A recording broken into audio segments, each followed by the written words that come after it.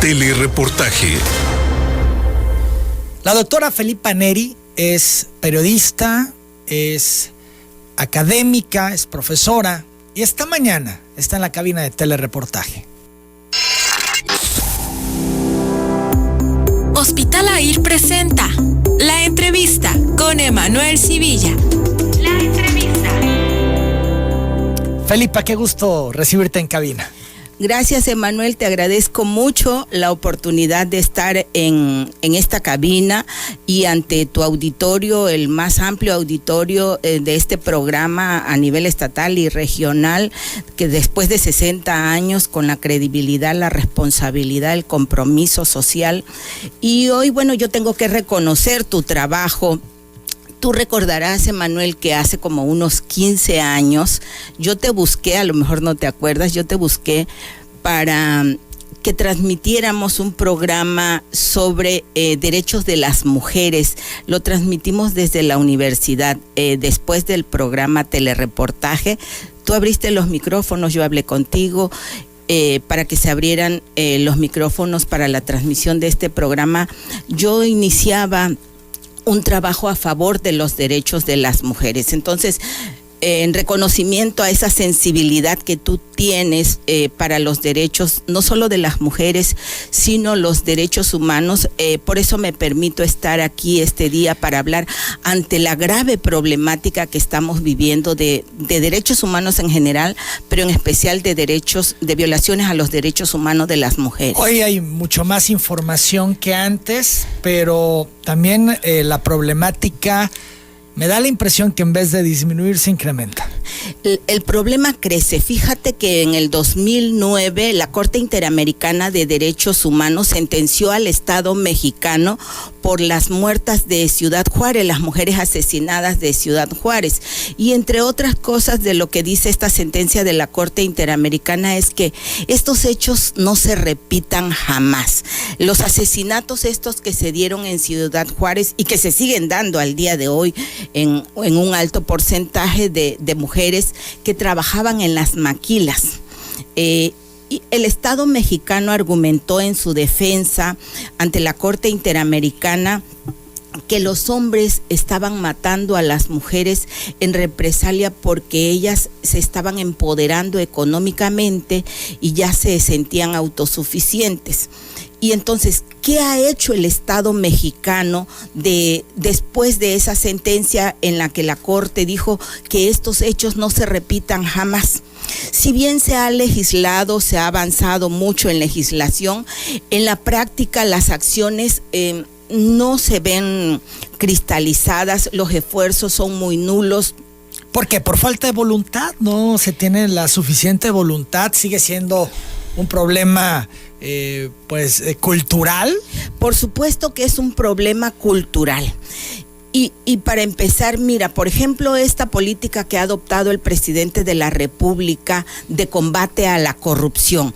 Y dice, desde arriba, vamos a empezar desde arriba este combate a la corrupción. Y si no roba el de arriba, bueno, pues el ejemplo va a cundir. Y en este caso, el de las mujeres tiene que ser el ejemplo desde arriba de reconocimiento a estos derechos de las mujeres, a este derecho a la igualdad. ¿No le dan la misma importancia? No le dan la importancia, no se le da la importancia. Las personas que llegan al poder desde el Ejecutivo, en las fiscalías, en los órganos de atención a la mujer, falta sensibilidad para reconocer la realidad que se vive. ¿Y qué pasa, Felipa? Porque hemos visto a mujeres encabezar a veces la Procuraduría General de la República, en fin, han estado en primer nivel. Hoy, por ejemplo, una mujer está al frente de la Secretaría de Gobernación.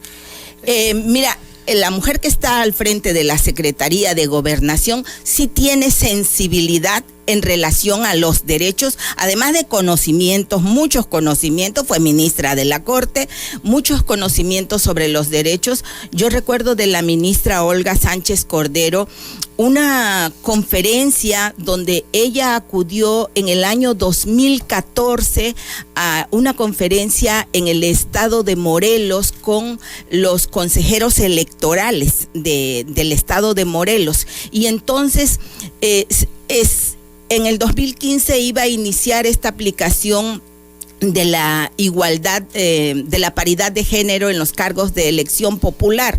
Y entonces la ministra en esta conferencia les dijo a los consejeros que se atrevieran a romper paradigmas, porque en las leyes estatales no estaba contemplada la figura de esta paridad para las candidaturas a presidentas municipales.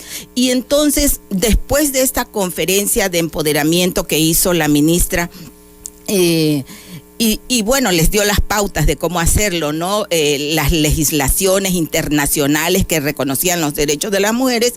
El Consejo Electoral, el Instituto Electoral de Morelos, fue el que provocó que se iniciara un debate porque emitió un acuerdo que finalmente fue reconocido por el Tribunal Electoral del Poder Judicial de la Federación para que se respetara la paridad en las candidaturas a presidentas municipales del estado de Morelos. Bueno, y este ejemplo fue cundiendo para que en los demás estados se respetara, porque no había una ley. Entonces, mediante un acuerdo se hizo posible que en el 2015, en los estados donde hubo elecciones, se respetara la paridad de género, porque se contemplaba solo para los congresos locales y el Congreso Federal.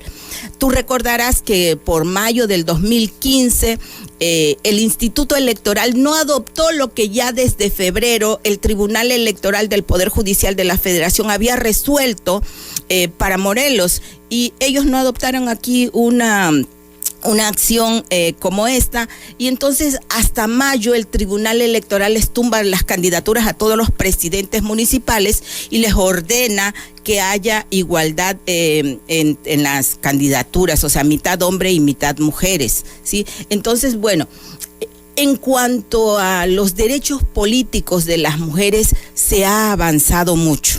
Se ha avanzado mucho, tanto que vemos hoy en los congresos estatales, en el Congreso de la Unión, Cámara de Diputados, Cámara de Senadores, presidiendo mujeres y casi el 50% de representación. No así en la vida libre de violencia que deberían vivir todas las mujeres de este país. ¿Siguen sometidas? Por supuesto, y sobre todo la violencia empieza en el hogar, Emanuel. La violencia inicia en el hogar, donde traemos una cultura patriarcal. Los hombres son los que mandan, se les ha enseñado que ellos son los que mandan. Entonces tenemos que trabajar en una reeducación de los que ya son adultos. Reeducar, sí se puede. Hay quien dice que chango viejo no aprende maroma nueva, pero yo creo que sí, yo estoy convencida que changuito ve y changuito aprende. Entonces sí se puede cambiar cuando hay voluntad. Pero en las tareas que debe hacer el gobierno, no solo se requiere el gobierno, sino también la participación de todos, Emanuel. Hay en estos momentos un movimiento mundial que inicia en Chile con esta manifestación de mujeres bailando y pronunciando frases en un tono cantadito, ¿no? Armándolo como una coreografía que ha trascendido pues las fronteras de Chile. Decía yo que ya esto es mundial, aquí en México se está viendo. Eso es por un lado que quisiera que abordáramos después de la pausa, y por supuesto también otro efecto que estamos viendo, las feminazis que están saliendo a las calles durante las manifestaciones y están vandalizando y destruyendo todo. La radicalización, por otro lado.